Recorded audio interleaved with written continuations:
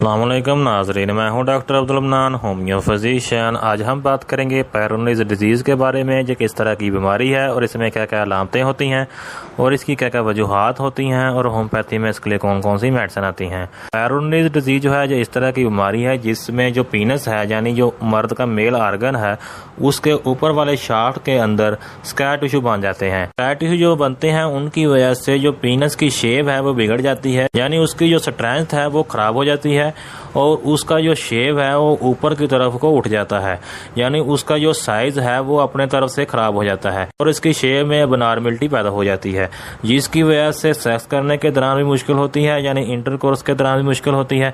और इसके अलावा वहाँ पे जब खिंचाव पैदा होता है यानी उसकी स्ट्रेंथ बनती है तो दर्द वगैरह होता है और उसका खिंचाव बना रहता है, जिसकी वजह से इरेक्टाइल डिसफंक्शन का मसला बन जाता है, साथ में एंग्जाइटी का मसला बन जाता है और इसके अलावा अबनॉर्मलिटी होने की वजह से पेन होता है और साथ में सेक्स करने में मुश्किल होती है। ये होती है पैरोनीज।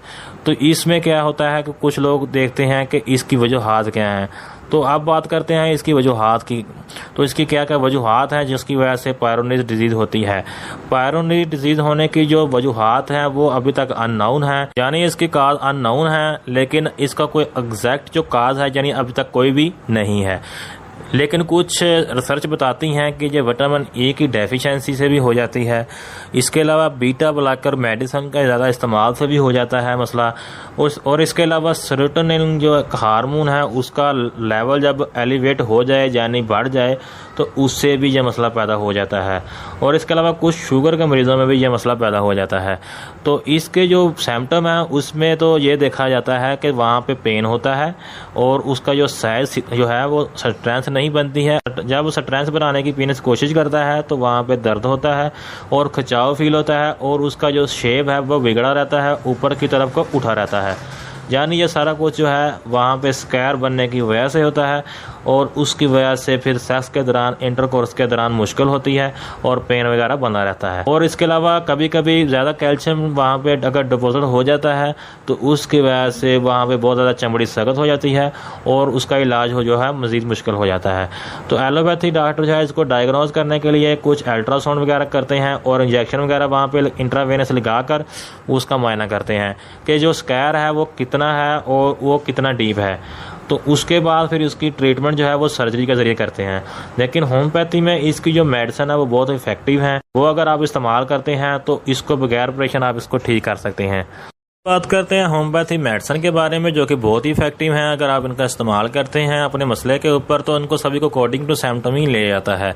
तो इसमें जो मेडिसिन है वो काफ़ी सारी हैं, उनके साथ मैं आपको बताऊंगा कि ये किस मसले में कब लेनी है। तो सबसे पहली मेडिसिन है हायोसेमस। अगर आप ज़्यादातर अपने लिंक को हाथ में पकड़ कर रखते हैं तो आप हायोसेमस का इस्तेमाल करें दिन में 3 टाइम, तो आपका ये मसला हल हो जाएगा। इसको आप 30 या फिर 200 की ताकत में इस्तेमाल कर सकते हैं। नेक्स्ट मेडिसिन है लाइकोपोडियम। लाइकोपोडियम में क्या होता है कि आपको ऐसा लगता है कि आपका लिंक जो है ठंडा पड़ गया है और बगैर रिएक्शन के बगैर तनाव के आपका दिल करता है या फिर आपको ये फील होता है कि आप ये हरकत कर सको, तो आपको लाइकोपोडियम इस्तेमाल करनी चाहिए। नेक्स्ट मेडिसिन है लैक्सिस। लैक्सिस में क्या होता है कि आपका जो पीनस है बहुत ज़्यादा छोटा हो जाता है और वो बहुत ज़्यादा छोटा होने दिखता है, तो इसमें आप लैक्सिस 30 का इस्तेमाल कर सकते हैं। नेक्स्ट मेडिसिन है स्टैफिसगेरिया।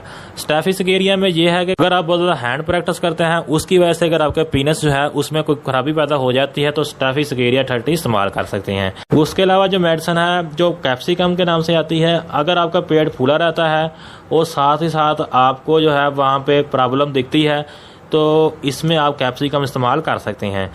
इसके अलावा जो मेडिसिन है वो है अग्नेशिया। अग्नेशिया को 30 की ताकत में इस्तेमाल कर सकते हैं या फिर 200 की ताकत में इस्तेमाल कर सकते हैं।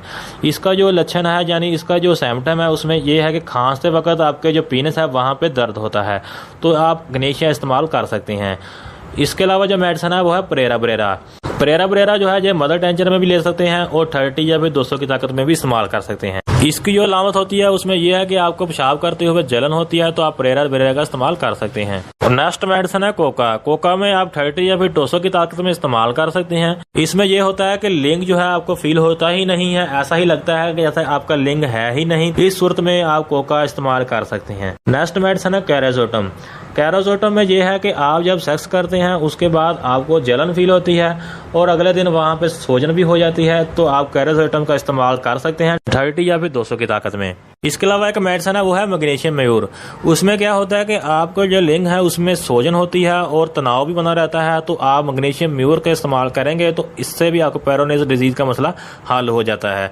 तो ये कुछ मेडिसिन है जो कि सभी कॉन्ट्रिब्यूटिंग सिम्टम ली जाती हैं। अगर आप में ये सिम्टम दिखते हैं तो आप बिला झिझक इसको इस्तेमाल कर सकते हैं। तो ये था आज का वीडियो। अगर किसी को समझ ना आए तो कमेंट सेक्शन में मैसेज कर सकते हैं और इसके अलावा व्हाट्सअप नंबर पर भी आप मुझे व्हाट्सअप कर सकते हैं। तो मिलते हैं नेक्स्ट वीडियो में। Thanks for watching.